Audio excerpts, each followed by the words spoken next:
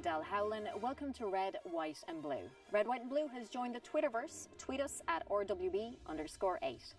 Now, the Lone Star State is traditionally recognised by many for strictly enforcing the war on drugs and placing non-violent offenders in prison. But many argue that incarcerating drug offenders is not deterring people from the crime and is in fact only increasing an already swelling jail population. Earlier in the year, Harris County District Attorney Devon unveiled a plan to keep low-level, non-violent offenders out of jail, a move that some say would aid in reducing the burden on poor and minority defendants. Also, recently the county's bond system has come under fire. An advocacy group claims that low-level crime jail defendants who are unable to pay their bond are left in jail for days, some arguing that they are being jailed for being poor. So tonight we ask, what should Harris County be doing in the area of criminal justice reform?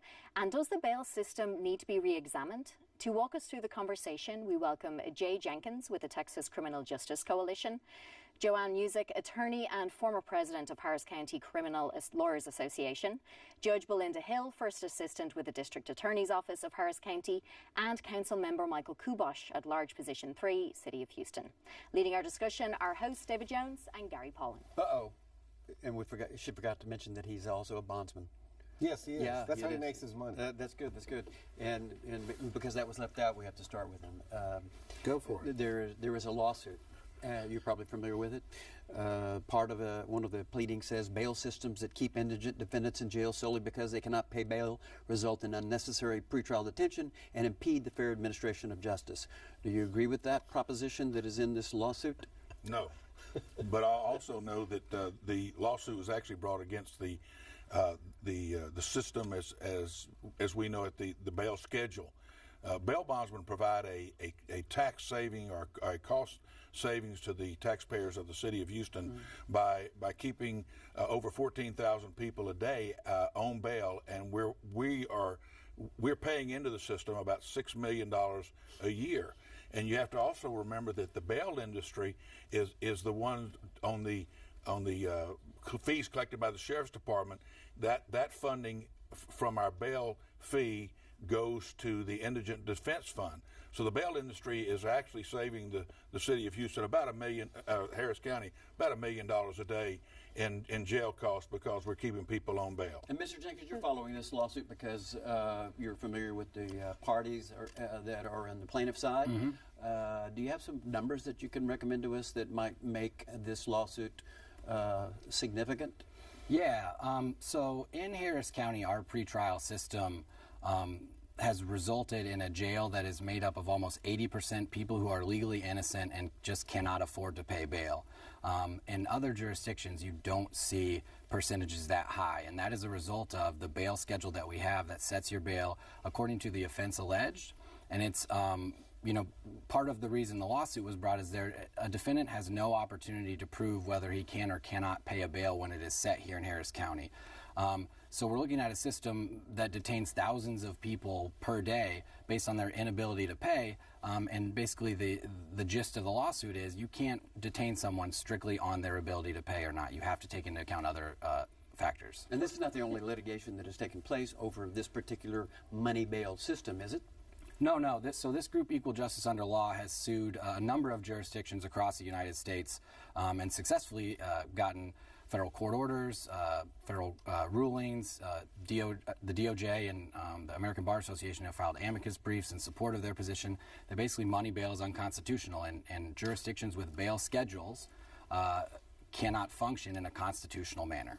Whoa, that's something. Judge Hill? Well, I agree with Jay in the sense that there are about 70-75% of the Harris County jail population is made up of pretrial detainees. And I don't want to talk about the lawsuit per se, but I think everyone is aware that Harris County is a recipient of a MacArthur grant, and there are 5 strategies that the county is pursuing as part of that grant. One of them talks about diversions, and we've implemented programs that are pre-charge diversions where folks won't even hit the jail if they go through those programs. But in addition to that, Harris County is also the recipient of the Arnold PrePublic Safety Assessment tool, which is a tool that will assist judges in making bond decisions. And the whole idea is to identify. Have you seen this tool? I've seen. I've not seen the tool itself, but I've been. So you don't have any way of knowing whether it's different from the pretrial assessment that has been presented to judges for the last 30 years? No, I do. I do. Okay. I do.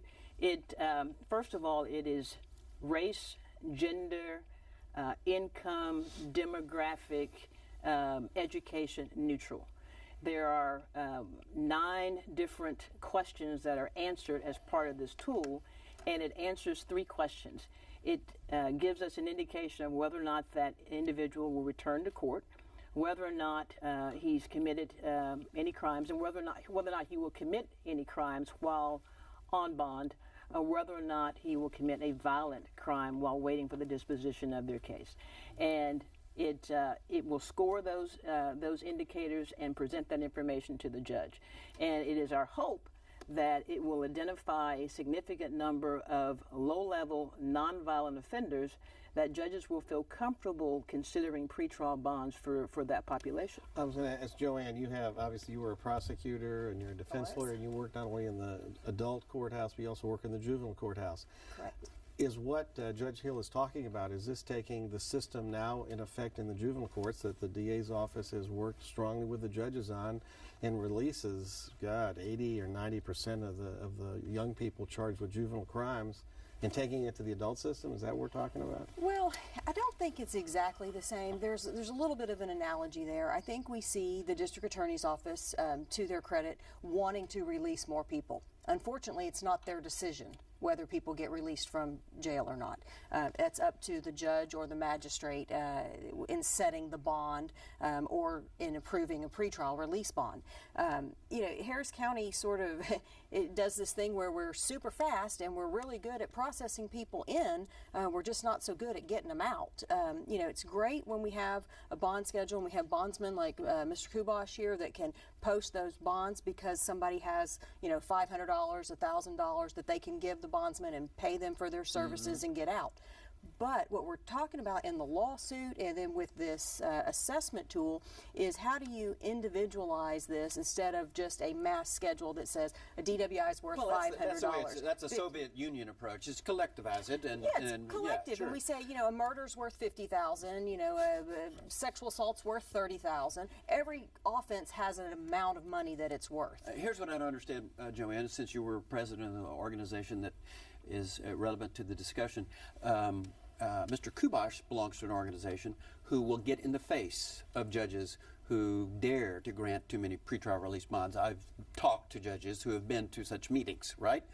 What I want to know is, do you think the defense bar has been aggressive enough in terms of presenting your arguments about this problem that we've identified here? Yeah, I don't think the defense bar has been aggressive enough at all. I think there's a lot of defense attorneys that simply don't even ask for pretrial release bonds. I think they don't ask for bond reductions. I think they don't address this problem at all. There's a certain percentage of the bar, the defense bar, that just sort of takes it at its face value and says, oh, well, okay, it's a murder, it's worth $50,000. But it's institutionalized, don't you see? It is. It requires organizational effort. Exactly. You just can't rely on, solo practitioner Jones to go in and do it all.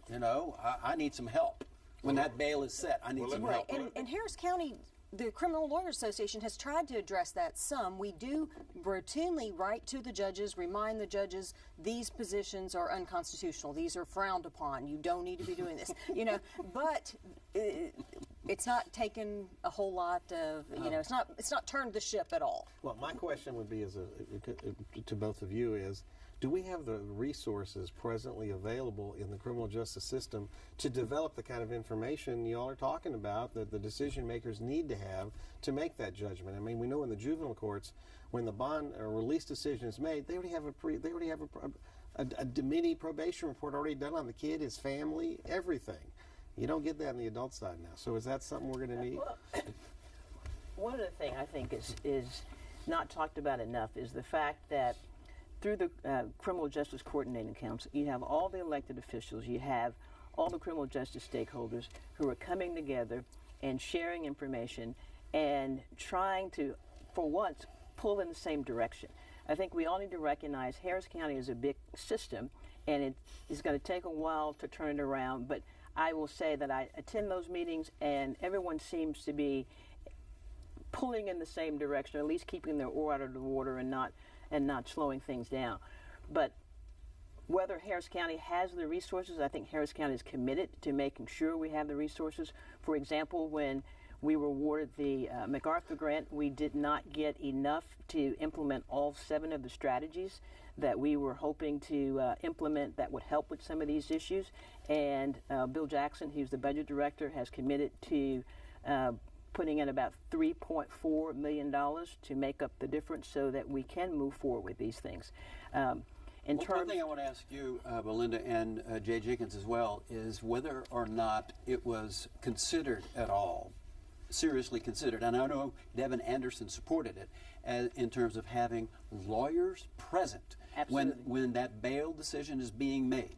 Not 3 days later, but immediately. And what I understand is that the 2 administrative judges, both the county criminal courts and the Harris County District Courts, nixed the idea. I don't think the idea has been nixed.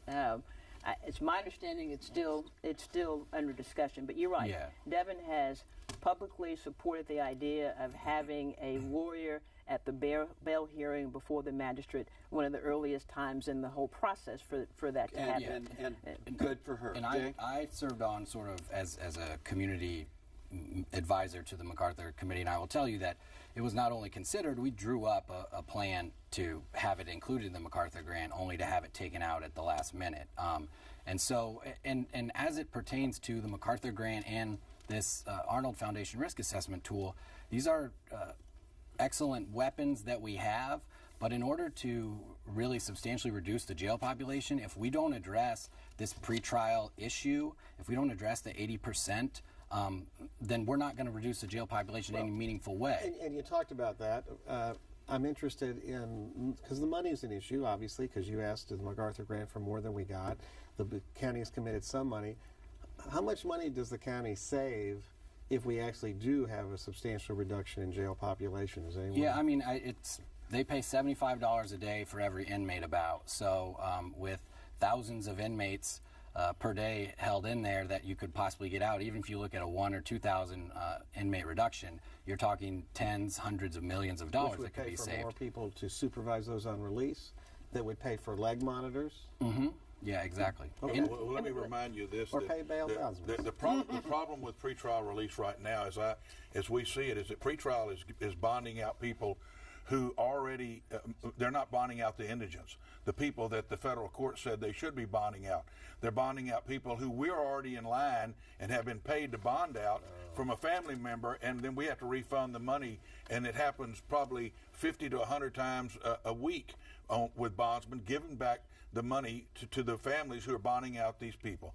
And yes, I've gotten in the face of judges who have issued pretrial bonds to DWIs. I don't think you should drink and drive, run up a bar tab, get in a car, endanger my family, and then when you get arrested, the county pays for you to get out because a pretrial bond costs about $1,000. And I don't think we should be rewarding people who are drinking and driving. This county has the highest intoxicated deaths in the nation. We lead it. And we need to send a strong message to people to drink and drive. If you're going to drink and drive, you're going to pay the cost. And if you got money to drink and drive and run up a bar tab, you got money to post a bond. Yeah. So should we The DEI point is well taken, but I will also note that the University of Pennsylvania School of Law and Economics published a study this summer that said the pretrial release system in Harris County causes more crime than it prevents. So we're fighting in federal court to maintain the status quo, which is doing more to a counterproductive action against its real intention than it is preventing more crime. So should the be means tested? Is that what you're suggesting? Well, Jay, I believe people should be released from if they're indigent and they've been vetted. I think that we shouldn't just make sure that they have met all these little guidelines of living in the county and having a phone number and all this stuff that's on that list. They've got to be more fair. They've got to be able to figure out who is not a danger to the public and let those people out on a pretrial bond. I'm in favor of that. You know, you're my kind of bondsman. I guarantee you. Judge Hill. Can I add, Jay mentioned that the public safety assessment tool designed by the Arnold Foundation is only a small piece of reducing that big piece of the pie, the pretrial detainees, and he's right. But there are other strategies and other things are in place. Some of them part of the MacArthur grant, some of them not. For example, part of the MacArthur grant is expanding the opportunities for pretrial diversions. And so our office, we didn't wait until the MacArthur grant was awarded. In February of this year, we started pretrial diversions in felony court for felony PCS cases and retail theft. I think all the strategies put together will make a difference in the pretrial detainee population. Additionally, on October 17th, the reintegration court will start, and that is a court where you'll have a lot of low-level nonviolent offenses, theft thirds, prostitution fourth, and less than a gram. And the idea is that those cases will be filed directly into that court. The idea will be there will be an assessment with a quick diversion or pretrial intervention decision made, with the community being involved, with peer supports or peer mentors who will come in and hopefully encourage folks to seek treatment or take treatment as opposed to jail time or pen time. And there will also be community resources available for that population. And it's we estimate that will be about 8,000 cases a year that will go through that court. So I think it has the potential to make very significant. It's a long way from Chuck Rosenthal. Joanne was next up because she's in the newspaper today. Yeah, well, she's in the newspaper today. Oh, I'm glad to and hear you were talking about in the newspaper today what you're going to do, or what the defense bar could do, should do, about 1,000 cases are going to be dumped out of Precinct 4 because of some cop who decided to destroy a lot of evidence. Do you have do you have a plan, or do you recommend someone else have the plan, such as Ms. Hill? Yeah, well, certainly we're hoping to work with Judge Hill and Devon Anderson, and from the defense perspective, to see what we can do with all these cases. There are potentially hundreds or maybe even thousands of defendants who entered a plea of guilty, began a sentence where their evidence had already been disposed of. So had they gone to court, they would have never been convicted. It's not an innocence issue, so we don't have a true innocence claim, but we do have an issue where evidence was destroyed, it wasn't available, and the defendant and his counsel were unaware of that, so they made strategic decisions based on that. Now we're seeing people who might not should have been in prison or in jail, and we're hoping, and I know Judge Hill and Devon Anderson have been working on this, but we're hoping that there will be a bigger step to start incorporating some of the defense bar into this and look at whether or not there's going to be writs in these cases. Identify those cases where this happened. The defendants are not entitled to court-appointed counsel, but just like we did, was it 2 years ago with the less than a gram drug cases, the DA's office worked heavily and closely with the defense bar to start getting those people some relief. Which would be nice, but let's kind of go back to the criminal justice reform. One of the other areas I'm interested in, I think that's important we need to look at, David, is probation reform. Because we have, I think in Harris County, we have examples of probation systems that function at a strength, and a probation system that I think operates in weakness. And I think the juvenile probation system is really a good system. I think the adult probation system is not very good. I think part of it may be related to resources, and to commend you, Judge Hill, and you and the efforts that you've done with Judge Anderson. You all have done a lot in terms of moving the ideas that have worked for you in juvenile over to the adult side, the diversion, expansion, the specialized courts. All that is great. But can we do more for adult probation, getting more resources in there so we actually help people to succeed as opposed to having a system that encourages people to fail? I'll say this, Gary. Tell him to ask Betancourt that question. Right before I left the bench, we hired a new probation director from Dallas. She's very evidence-based, and she believes in looking at data and making decisions based on data. It's been my experience, at least being in meetings with her. Maybe Joanne could talk more about what is actually happening in the courts. But being in meetings with her, I think we are far, far better today in our probation department than we were years ago. I mean, she was the one, for example, who came to us early on in her employment to talk about things that she thought we were doing in the criminal justice system that we've always done in the criminal justice system, that based on data, it's not working. And so we were open to listening to that, and that's one of the reasons why we started some of the diversion programs that we have. So if you're saying it's not working, I can't really compare it with the juvenile system because work better. Yeah, can we make it work better? I think it's working better. Okay, I would have to agree it's starting to work better. I think it still has a long way to go. And, Gary brings up a great point. Well, we have waiting times to get into diversion, drug programs, different programs. Yeah, over in the juvenile court, it seems to run much better, much smoother. I think they've dedicated a lot more resources to helping the child, helping the family. Over in adult court, I think we've always sort of looked at it as it's this particular defendant's problem. So we're not addressing the whole family like we do over in the juvenile court.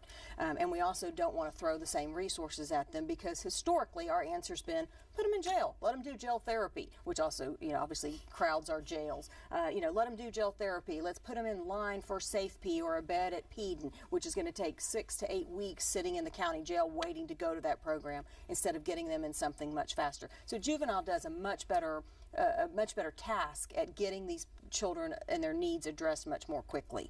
So I'd like to see the probation department really jump on board with that. There is a reform that City Council Member Kobash may know something about that could be implemented here.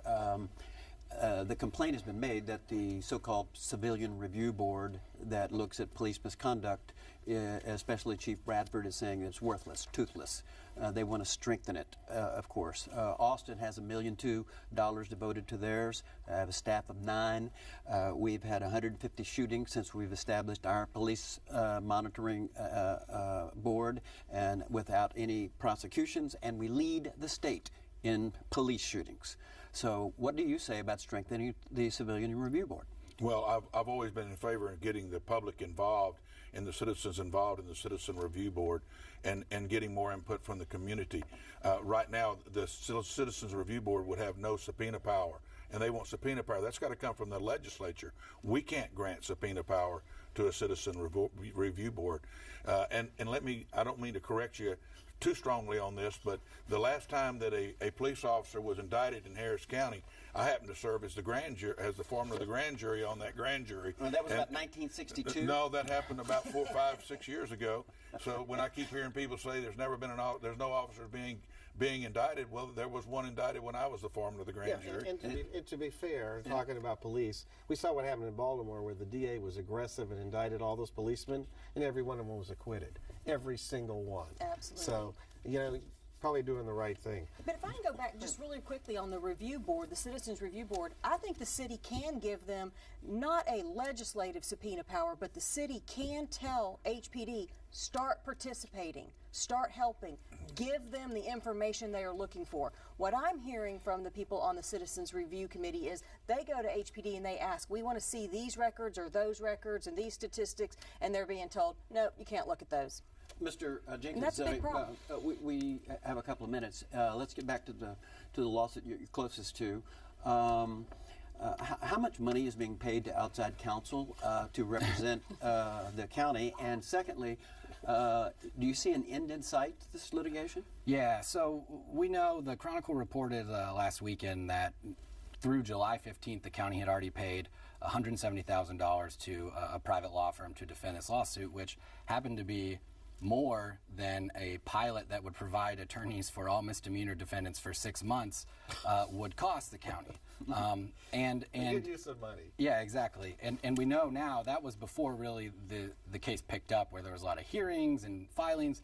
So we're probably well over $500,000 right now that the county's paid this law firm to defend against this suit. And we know that from these other cases that legally there's no way out for the county here. They have to come to the negotiating table and start drafting a settlement because there's not a legal strategy for them to win this case. So you're suggesting, Jay, that if the case would settle quickly before they run up all these outside counsel legal fees done by the way, the county attorney Vince Ryan, we would be able to take that money and use it as resources in the criminal justice system to accomplish the goals that your lawsuit seeks. Yeah. And as opposed to double paying. And the system, more diversions for Melinda Hill. Yeah, the system as is now, it has resulted in a jail that is constantly overcrowded and a drain on the county resources. The jail costs more to taxpayers than the entire county budget for infrastructure and services combined. So if we can reduce the jail population, we'll have more money to spend on diversion programs. Exactly. Right? Exactly. Absolutely. Well, It's a win-win. After the defendant's been in jail for a couple of weeks, why don't have the DA bring that defendant back before the judge to see if what the problem is and why he couldn't make And a that is bail? an excellent final solution. comment. Thank you, Mr. Kubash, Judge Hill, Joanne Music, and Jay Jenkins, and Adele. Thank you for joining us. Thank you. It's a pleasure. Remember, you can catch Red, White and Blue every Friday at 7:30 p.m. here on TV8 and again Saturdays at 6:30 p.m. We also invite you to visit us online and send us your comments. We want to hear what you have to say about the issues that affect Houston. You could submit your comments at houstonpublicmedia.org on Facebook and on Twitter at RWB_8. And don't forget to like us. Thanks so much for watching and good night.